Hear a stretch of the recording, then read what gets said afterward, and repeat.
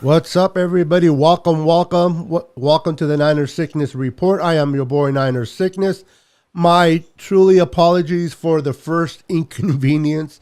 It is getting into the triple digits here in heat, and I don't know if that is affecting my internet, but as I was talking to my guests and then we were ready to go forward, I look up and everything's gone. I'm like, where'd everybody go?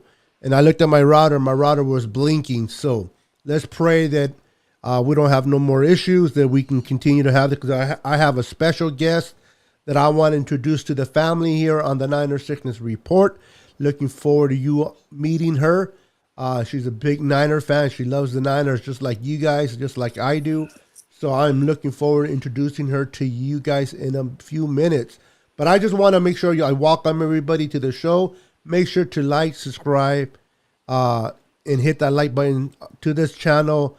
Share my channel with everybody. I appreciate that. Let's see who we have in the house. Josh, what's up, Josh? Welcome. Let me get this situated real quick. Welcome, Josh. Lucky, what's up, Lucky? David, what's up, David? Hopefully people will stop popping in again. You know, the first time, that was terrible. So I see people coming in. Welcome to the show. Happy Saturday, everyone. Saturday evening. We are still waiting for training camp to start. Can't wait for training camp. But until then, between now and then, I'm going to be bringing guests as the one that I have today for your entertainment, for your enjoyment. Try to get through this time until training camp starts.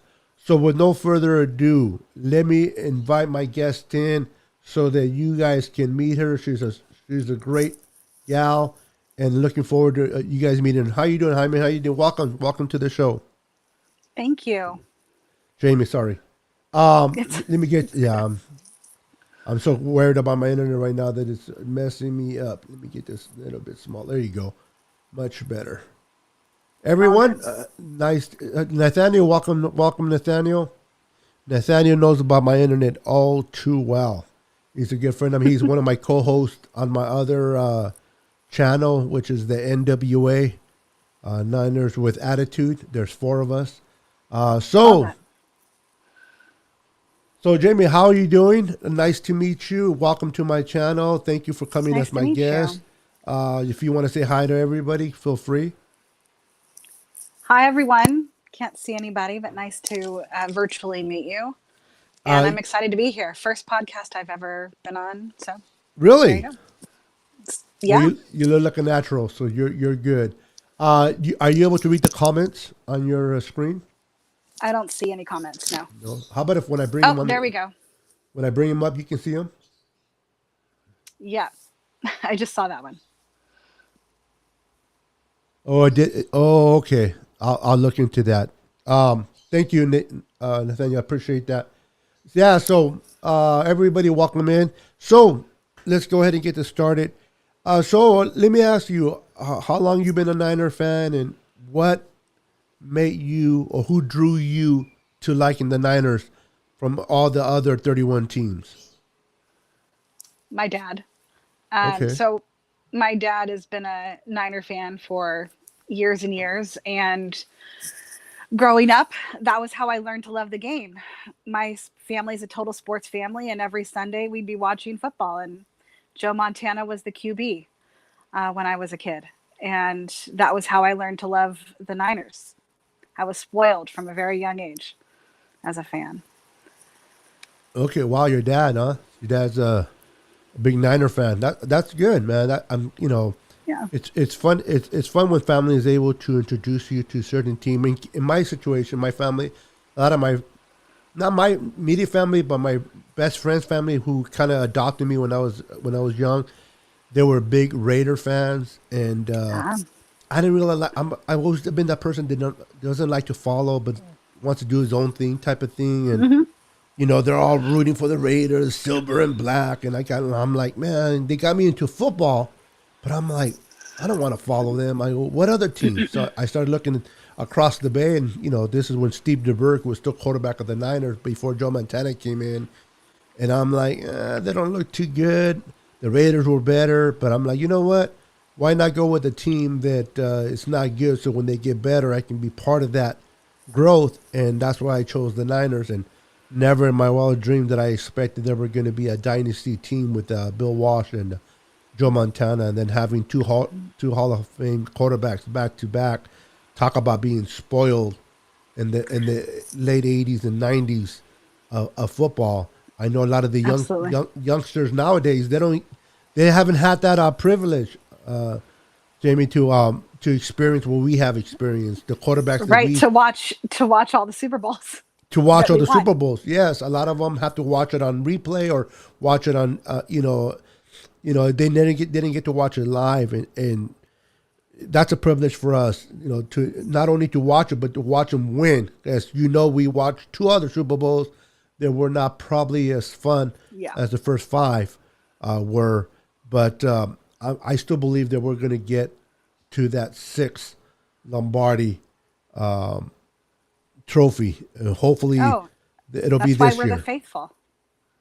So let me ask you, so that as the fans get to know you, the viewers, who is your favorite player and why? Currently or legacy player? You know what? Let's go. You know what, good Chris? I'm sorry. Let's go ahead with legacy first, and then we'll go with currently. Uh, Legacy player,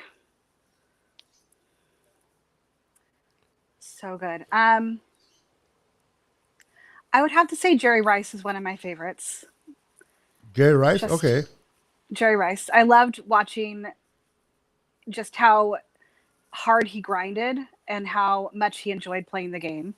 And I love that he was not, you know, he didn't come in with great fanfare, but he really made a name for himself. So I've loved that about Jerry from the beginning. Okay. Over the Um, years, I love Willis. Patrick Willis and Frank Gore were among my favorites. I was so sad the day that Willis retired. Me too. That was hard. That was a talk about a really bad off season.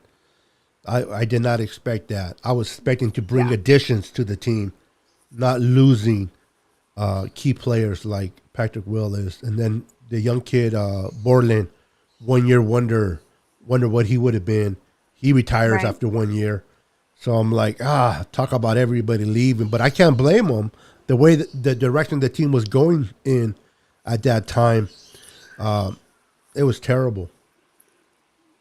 It True. was terrible. It was terrible. So, Jared, now let me bring you a little bit of history. You've been watching the Niners for a bit, so I don't want to put you in the spot. Like I said, that's not what my intention. So, if you don't know this answer, I'll go ahead and give you the answer. Do you know what Jerry Rice's nickname was coming in as a rookie?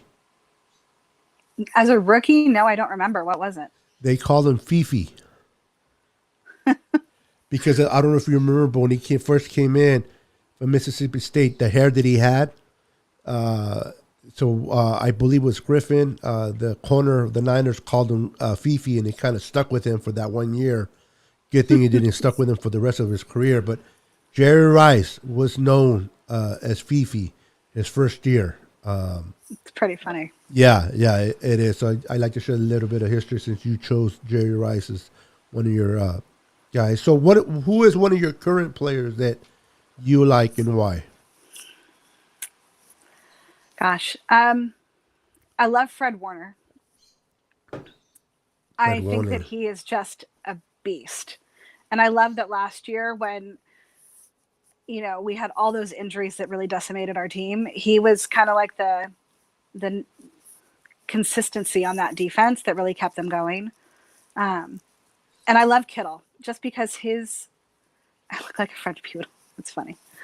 Um, I love George Kittle just because his energy is so infectious and he brings a lot of fun to the game. He does, and he's coming out of Brigham Young University. I did not being picked third overall. I did not expect Fred Warner to be the Fred Warner that we see before us today. This guy is special. He's exciting to watch. He's the quarterback of our defense, and he has come such a long way in the short time that he's been with the 49ers, and I'm excited to see how much more he's able to do for us. And a lot of Niner fans are kind of concerned that, are we going to sign him? Kind of in the same situation that we were last offseason with Kittle. Is he going to leave or some? And nothing's for certain, but just the trend that the team has showed, the faithfulness to the players. It was kind of at the last minute with Kittle when they signed him to that extension. I expect that to be the same scenario with Fred Warner. I don't think that John Lynch or Kyle Shanahan, and Kyle Shanahan already said in one of his pressers that he wants him here for a lifetime. So, type of a linebacker like in the character on and off the field of a Fred Warner, that's the kind of person you want to embody to be that leader on your defense. Absolutely. So I don't expect the Niners to let him go by any means. It's just working out the contract, working out the details. People don't realize how difficult that is. So it's not like the Niners don't want to mention it towards the end of beginning of the season, excuse me. It's more No, I don't about think that's it. coming to an agreement, both sides, both parties, where both parties are happy, and that people don't realize how much time and effort that takes between the agent and the Niners organization to get it done. So, faithful, calm down, relax. He's going to get signed just like Kittle. He will get signed. He'll be part of the Niners organization years to come. But that's one of my favorite current players too. One of my old players that I always loved and I still do is Brian Young, BY. Oh, yeah. He, I love him. I was wearing his jersey during training camp where they were practicing, and right after practice, I was wearing his jersey. Not that many people had his jersey that day, and he spotted me. And he's like, "Hey, would you like me to autograph that jersey for you?" Yeah, I'm like, back then you got to remember there's no cameras not like we have now with the cell phone. So if you weren't Right. now, lucky for me that I had a Polaroid camera, one of those little cameras where you develop the film with me. What I did with that picture, I don't know, but he signed. My nephew took the picture of him signing my jersey while I was wearing it. So whether people believe it or not, it doesn't matter. I know what I experienced, and it was nice. So and this guy is just he's just a really nice guy, man. He's really, really cool and very special, and a great player as well. So, and I still have his jersey signed in a frame, and to this day, man. And this is way back then, right? It was like maybe 2 or 3 years in when he was with the Niners when I got it signed. So towards the end, everybody had his jersey. I was Right. wearing that jersey like when he wasn't really known. Yeah. So, That's but really cool. he got to be known right away. I mean, coming into the game and then winning the Super Bowl, the first year you come in is pretty special. Let's see. Let me acknowledge real quick, everybody. John, what's up, John? How you doing? Welcome to the show. Rob, what's going on, Rob? Martine, I see you, Martine. Welcome.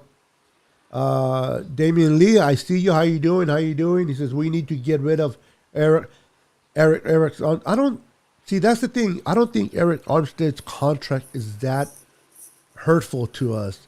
That's the reason why the Niners went that direction instead of going DeForest Buckner. Am I saying that he's as good as DeForest? No.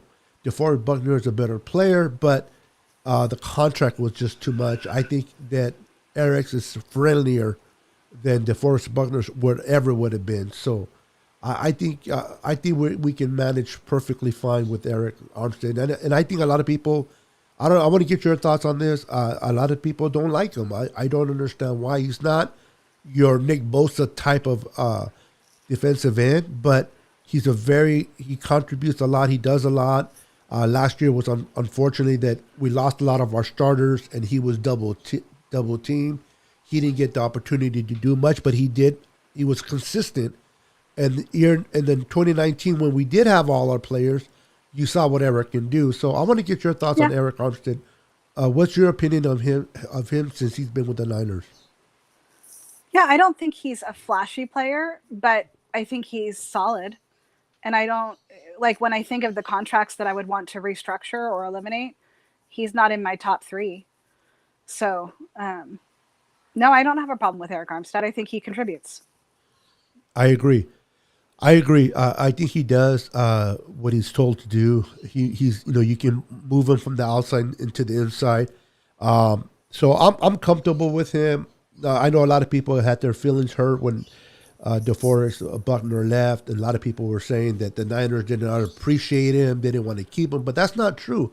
In 2018, they went in and offered him a contract that he refused to sign.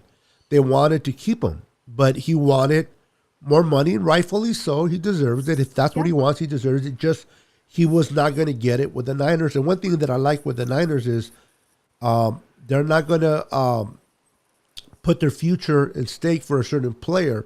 And as good as DeForest Buckner is, he is no Nick Bosa. A Nick Bosa, maybe you compromise and you sign for for a big contract.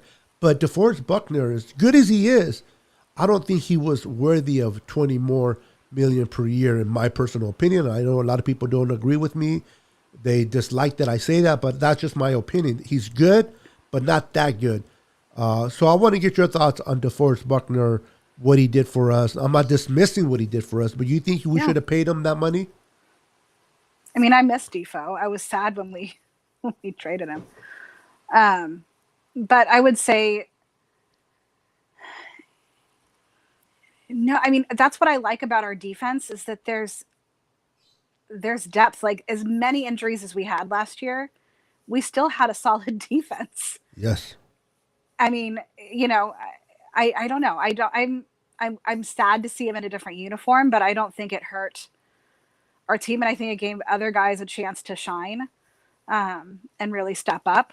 So no, I'm okay with it, and I think that we have to make tough choices on those few players, and that was one of those tough choices. I think we're going to have a couple of tough choices coming up this next off season with Yes. some of the contracts that are coming due. So that's just this business of the game. Absolutely.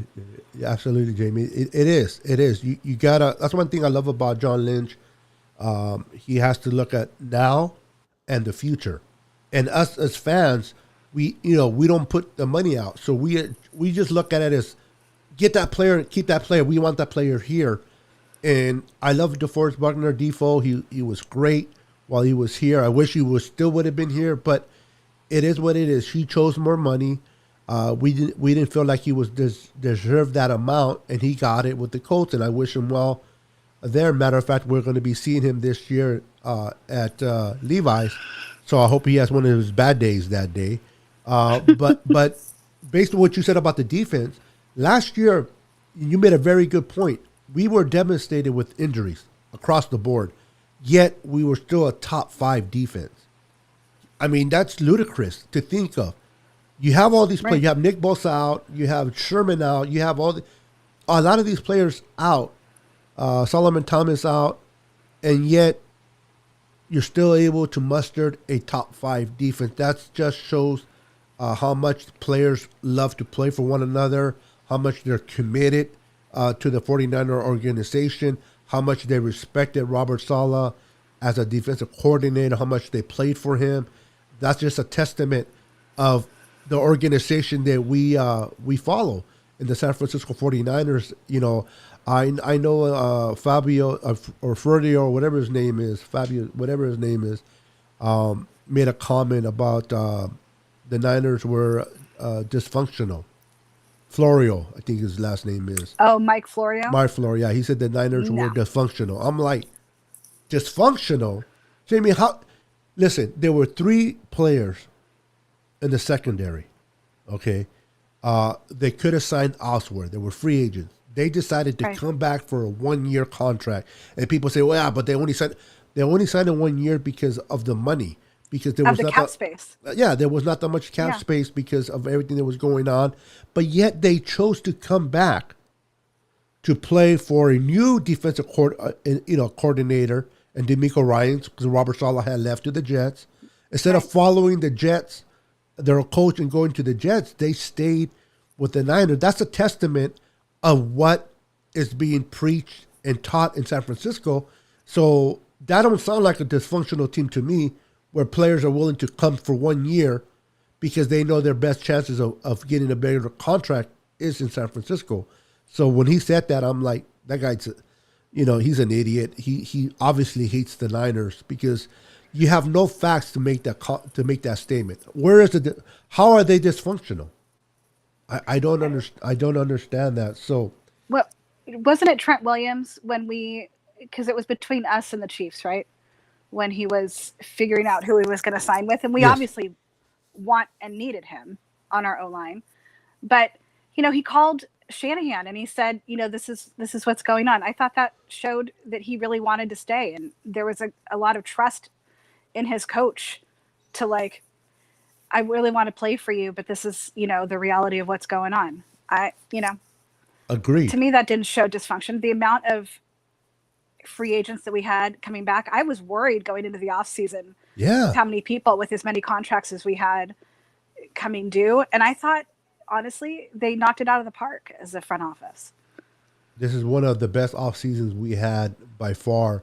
And you're right. Even Kyle Shanahan was kind of puzzled that we were able to bring pretty much everyone back for because he did not expect it to happen. So he was even caught off guard, and you can see in one of his pressers where he was asked, and he's like, and he made a lot of changes, and I think that's one of the reasons they decided to go towards quarterback and get that quarterback room become stronger by trading up and getting Trey Lance.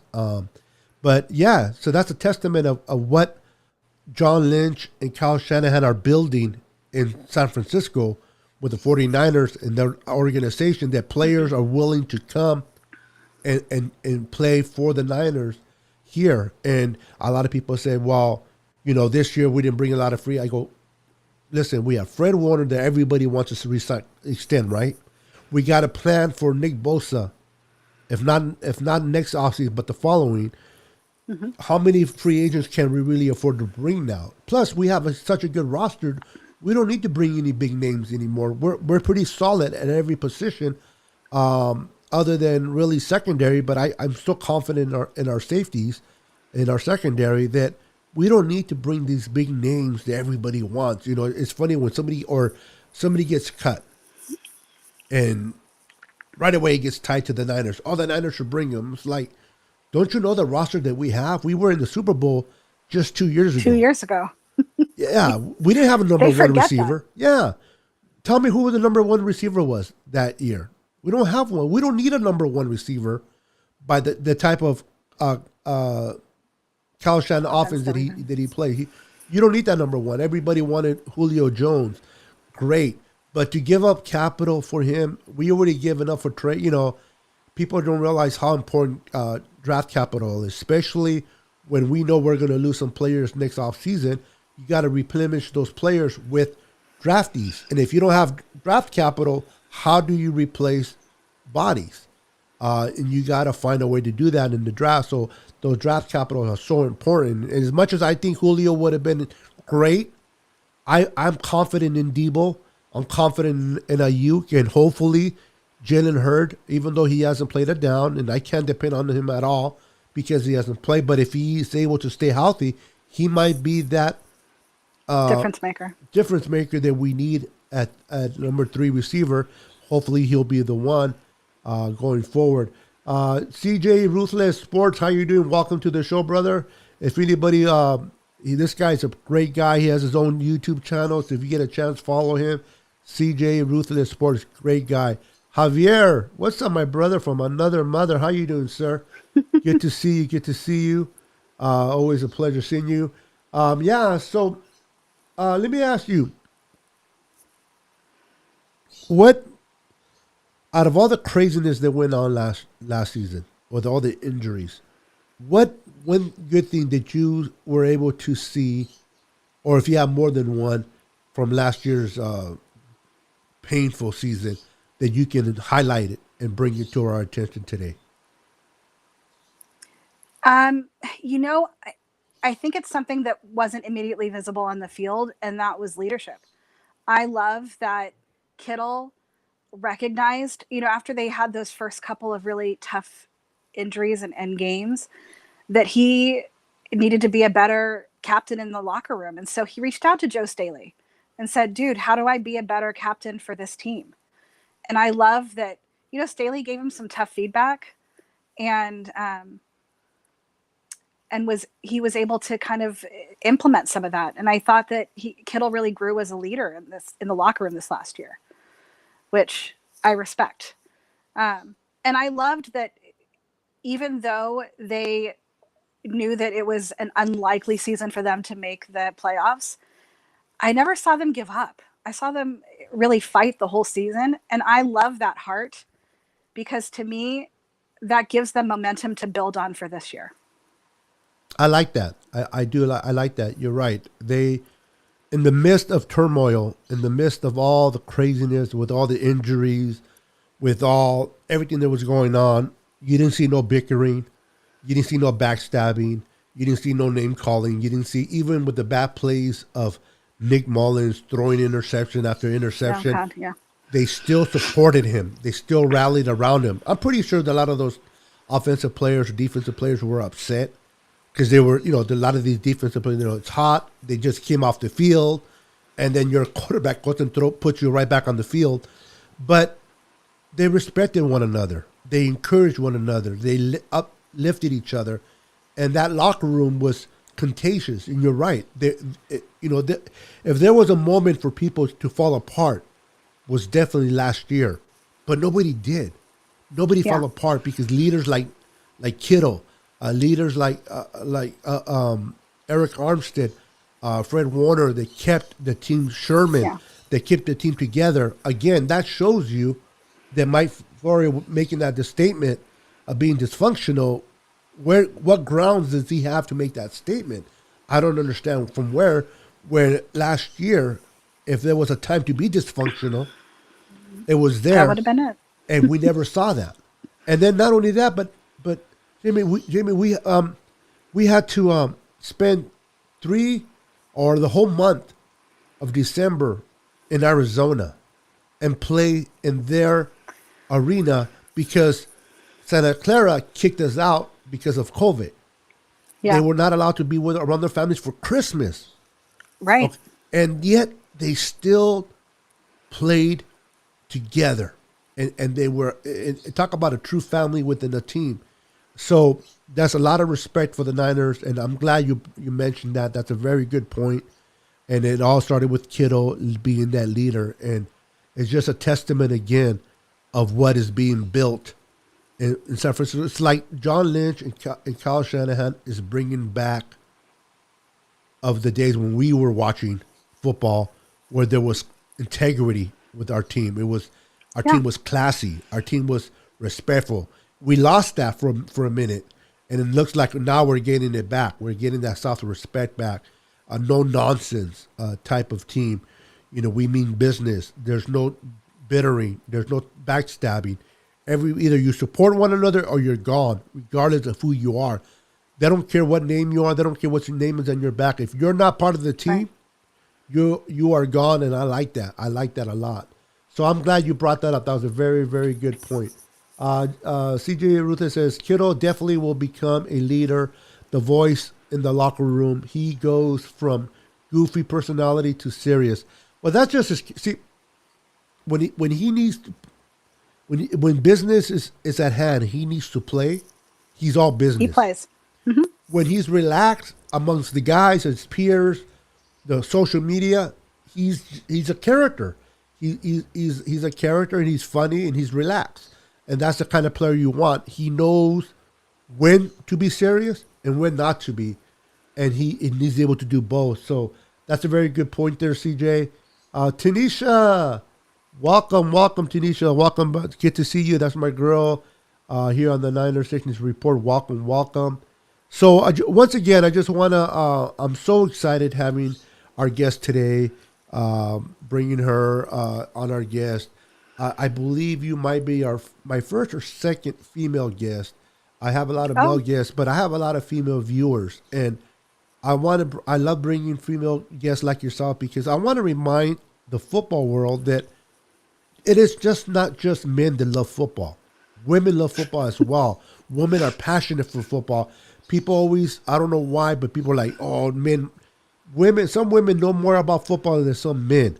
Some women will put some men to shame with the X's and O's. So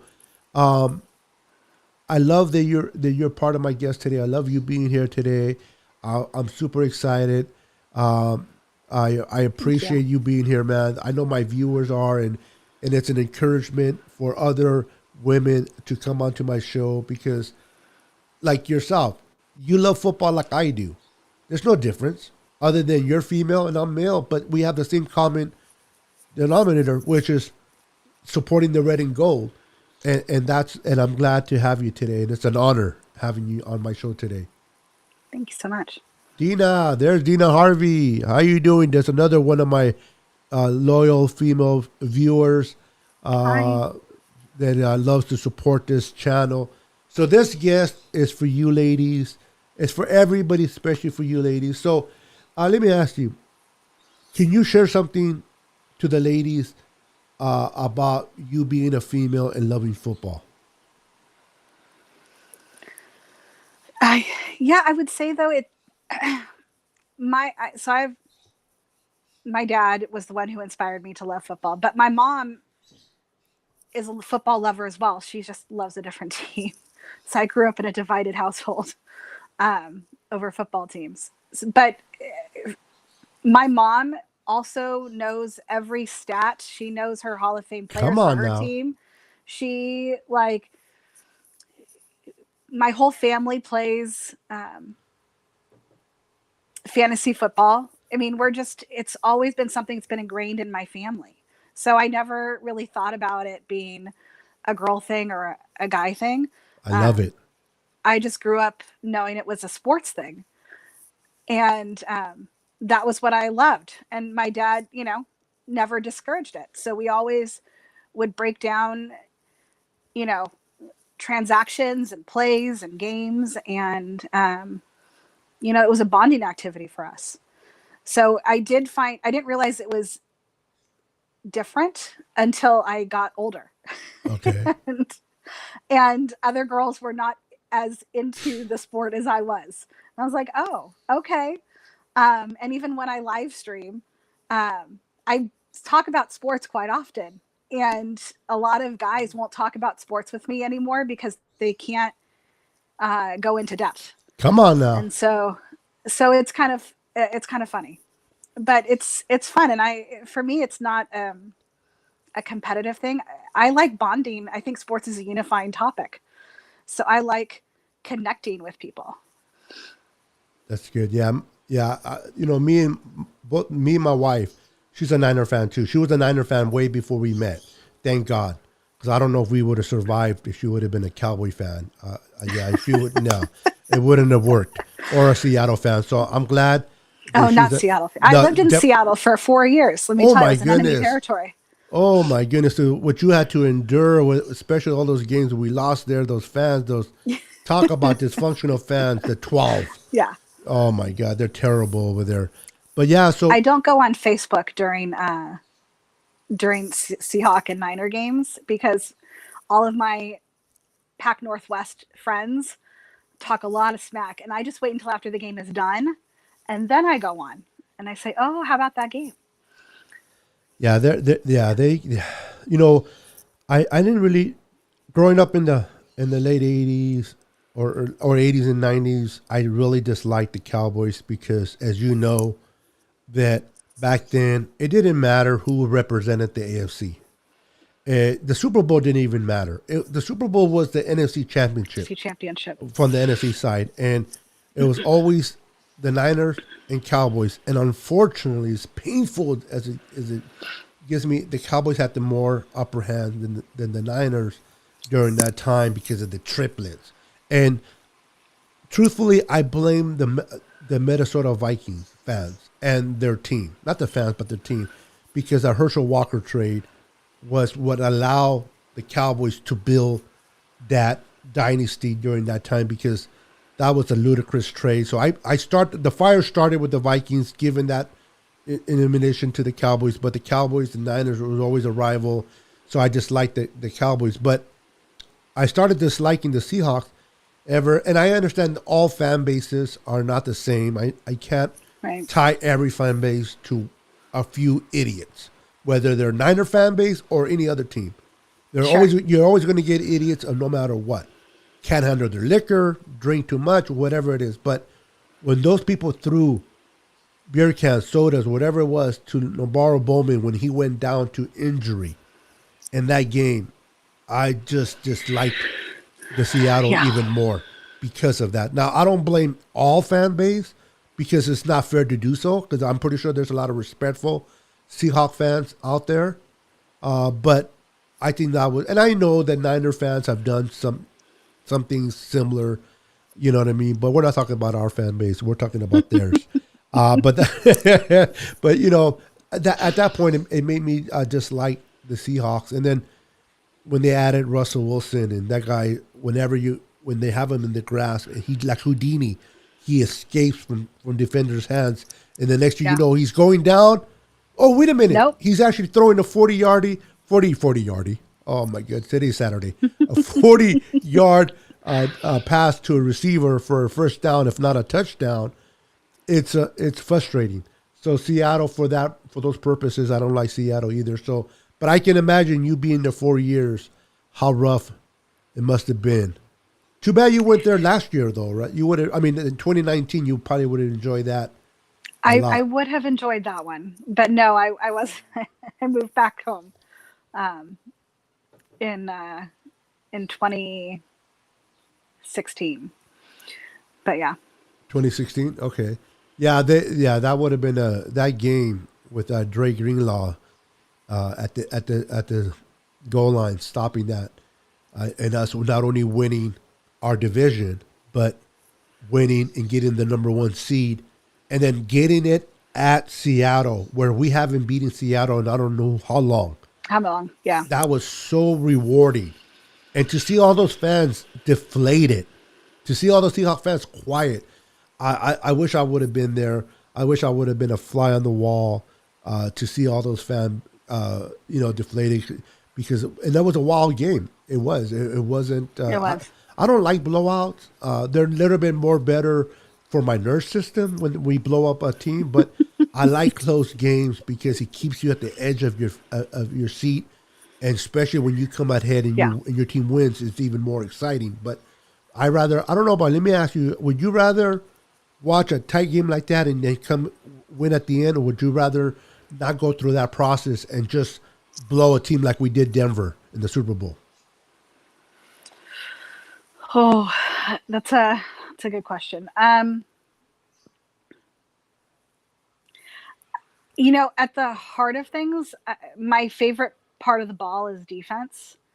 Really? So Interesting. Okay. Yeah, I'm more of a defense girl than I am the offense. So my favorite play is a pick six. Okay. If it was like a good defensive battle and the defense came out with the win, like I would love that kind of a game.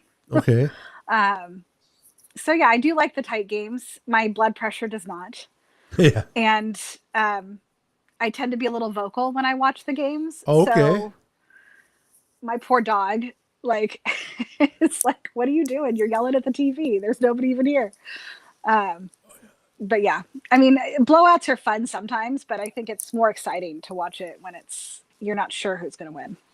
Yeah, my wife would testify that maybe because I'm older now, and I don't do it as much. But in the early years, yeah, my wife's like, "Who are you yelling at?" Or I'll be like, "Pass! Look at it, he's open! I'm like, "Oh yeah. They're going to hear you from this side of the TV." And she get a kick out of it, but it's just that passion. And I kind of giggle a little bit when you said defensive, because that's where I love as well. I love football in general, but I'm a defensive guy. I love defense. and I love going after the quarterback sacking. But the pick sixes are great. I remember being at the game when Deion Sanders' first game as a 49er picked off the Saints and ran it all the way back for a pick six, and you had Merton Hanks flagging him down at the end zone. It was fun to watch in person, and I love that as well. And it just brings an excitement. I really believe offense fills in seats, but defense wins championships. And I know that Yeah, Nathaniel would disagree with me because he's a big offensive guy, but I believe defense wins championships. Dina says here, my parents wouldn't let me watch football until I had a nap. Then my dad and I would bond over football, Pepsi and chips. Cherished memories. See, those are the memories like yourself that you have with your family that you can pass on to your kids one time, and it's awesome that football can bring families together like that. Navarro, welcome, Navarro, welcome. I see you, Navarro. I see you, brother. Welcome, welcome. Beating Dallas and Candlestick in '94 was the best, and heading to our fifth Super Bowl with Steve Young, which I'm wearing his jersey. That was a game for him. I mean, a lot of people said like he went a little bit too far winning that, running around like crazy after that game. I'm like, did you see the game the year before where he got beat up by the Cowboys? That game was such a great game, and I'm glad, Jimmy, that they got off to a great start in that game, because I don't think if they would have got up to a great start, I don't know if we would have won that game, because unfortunately the Cowboys were starting to come back. But that late touchdown to Jerry Rice right before the first half ended was a killer for the Cowboys, and excitement for us to have our fifth Super Bowl, because we didn't care who we played in the AFC that year. We were going to demolish them. Right. And it happened to be the Chargers. Sorry, Charger fans, but you were the victim of that year's unstoppable team, which was the 1994 San Francisco 49ers. Good point there, Lee. It says here, my mom would say, go, go. It was hilarious. And she's a Cowboy fan, screaming for the Niners game on TV. Oh, my goodness. That's interesting. Funny. She's a Cowboys fan. That's your mom, and you're a Niner fan. Where did things go wrong there, my brother? But she had a smart son. I give you that, because you definitely picked the right team, brother. Let's see here. So as we're coming closer to the conclusion of our live, do you the viewers do you guys have any questions you want to give to my guest that she can answer?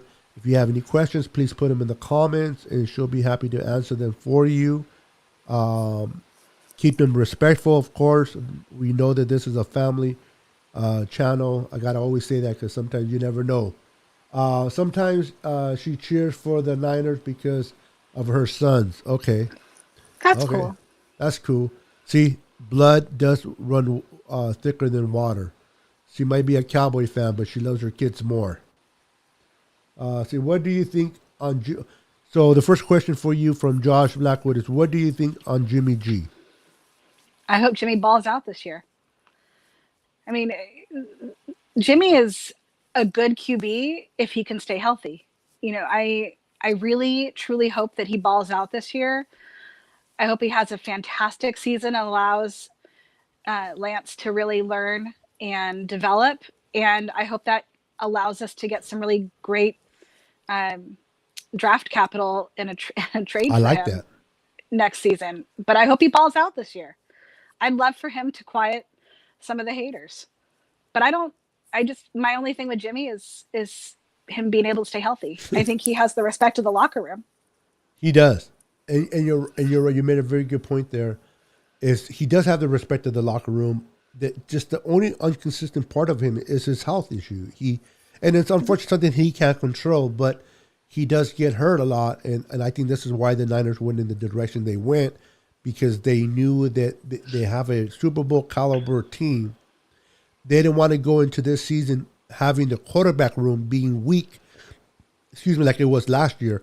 you know that if Jimmy goes down, you can't depend on Nick Mullins to win games or Right. take you to the playoffs.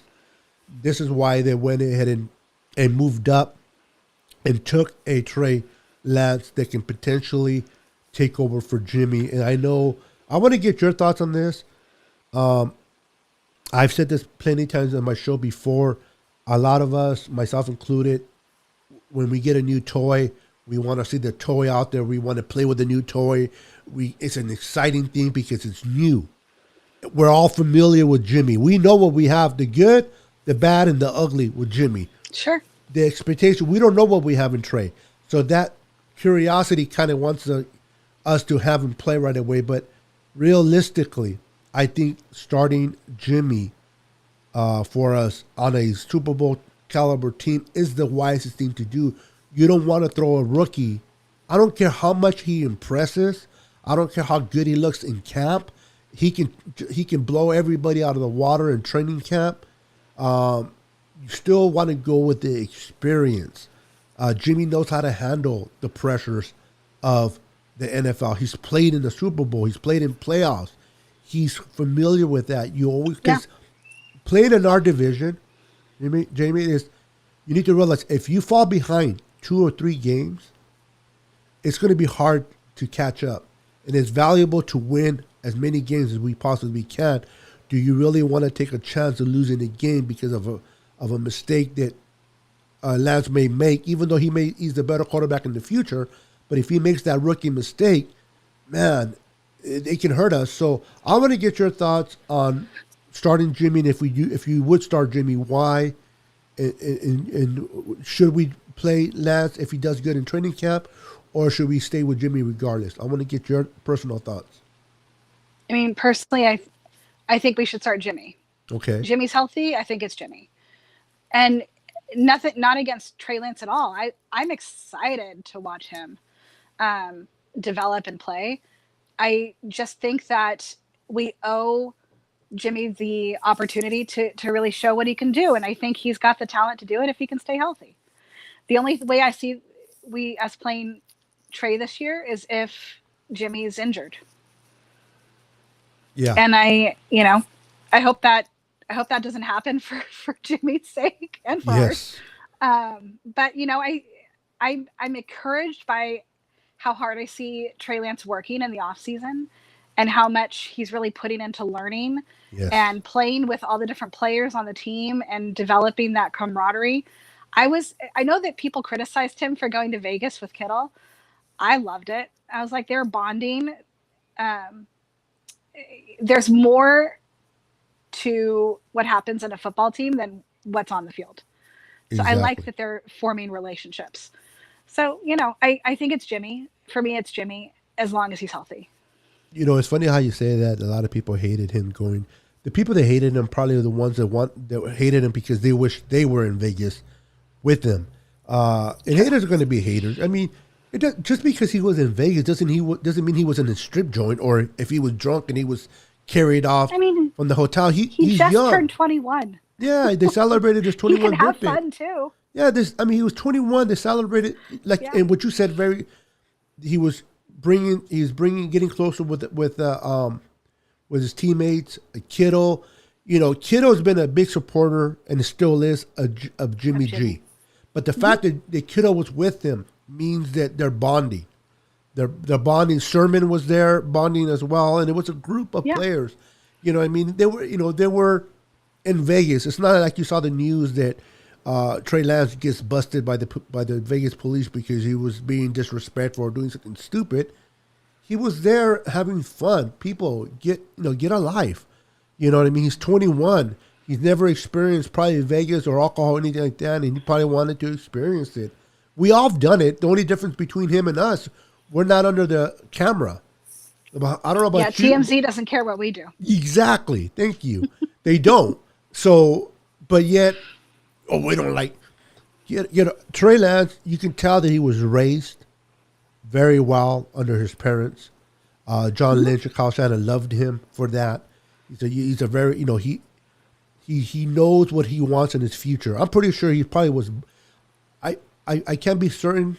Maybe he's the opposite, but I'm pretty sure he was probably bored over there because he probably has football so much in his mind, and he wants to do so well. This kid is smart. This kid is ambitious. He wants to make a name for himself. He wants to be the best at his position, and I like that hunger in him. But back to the point of Jimmy, as good as Trey is learning, how quickly he's learning the offense, that's all positive. That's all good for him. But I still want Jimmy to be successful. I still want him to be productive and stay healthy because it would allow Trey Lance to continue to learn the offense without being pressured of being thrown in there.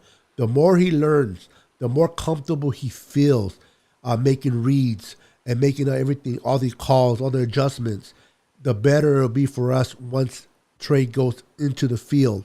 And I hope Jimmy doesn't get hurt. But if he does, Yeah. let's hope he gets hurt towards the later of the season than the beginning. Did you have something you wanted to say? Well, I was just going to say, we've seen that formula be successful with other teams, right? So Aaron Rodgers sat behind Favre for a few years and was able to come in and make an immediate impact. Then we saw it happen with Mahomes. Yep. So I don't think that it will hurt our team in the long run by allowing Trey to have that extra developmental time on the bench. Yeah, I know a lot of people. A very good point, Jamie. And real quick, Kathy Sanchez. There's my girl. Kathy is I like to call her our mama of our podcast. She's been here since Kathy. I started. She's faithful, committed, and much love and respect for Kathy. Kathy, welcome. She's a hard worker. Just believe it or not, I believe in her 70s, and she has 2 jobs. Oh, wow. Yeah, or if not 3. Correct me if I'm wrong, Kathy. This woman is a trooper, man. And much love and respect for her all the time, Kathy. Welcome to the show. But yeah, so let's see. We're coming towards an hour. You've been amazing. Thank you I can't say enough for being on my show. I appreciate you. This is a really down to earth, family oriented show, and we just talk. It's the off season.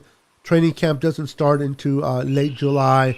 There's really not much to talk about 49ers right now based on what's happening other than Will is getting suspended for violation of the policy, and that kind of sucks. But it's fun to bring guests like yourself so that my viewers get to know you. Everybody has a story on how they become a Niner fan, why they're a Niner fan. And I'm always intrigued of getting to know that from everybody. Everybody has a little piece of the pie of why they sport the red and gold. So it's it was an honor having you here today. You did amazing. So you did amazing. All my viewers love you and appreciate you being here. And to all my viewers, thank you for welcoming her on the show. Thank you for showing her love. You guys are amazing. So, as my guest, Jamie, I want to give you a gift, and I'll show it to you on here, and then you tell me where do you want me to send it to. But I'm going to give you a Quest for Six patch. For being my guest. So after camera, we'll keep in contact. I'll get your information and I'll send it out to you. What I'll do is this has to be sewed on, but I can put a I forgot the name of the word, but you put it in the back where you can actually iron it on. That's what I do to a lot of my patches. Oh, like a heat transfer. Yeah, heat transfer. Thank you. That's the one. So I can add that for you, send it to you like that. Oh, cool. It's up to you, and then all you got to do is iron in. These are all ironed, and I'm talking about they stay on there, just as good as being sewed on. So that's a gift to you from me for being on my show, and that's just my way of saying thank you for spending an hour of your valuable time. I hope you continue to follow us here. I hope this won't be your last time on my show. I would love to bring you back on here at a later time, maybe when the season starts, and get your perspective on a couple of games, whether we win or lose, and your thoughts on it. But we're going to win. Oh, I like that attitude. So everybody, let her know how much you guys appreciate her. I want to see it in the comments. I want to bring it up. Show her some love before we end this live. I want you guys to show her some love. Put some kind words in the comments, and I will put it up on the screen for her to see. So start typing, guys. Don't be shy. Don't be shy. Don't make me look bad. Here you go. Here they come. It says thank you.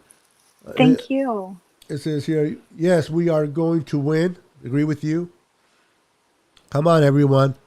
Glenn, this is my boy Glenn. I love this guy. This is my brother from another mother. Anton Garrett, how you doing, brother? Welcome. Thank you. Thank you.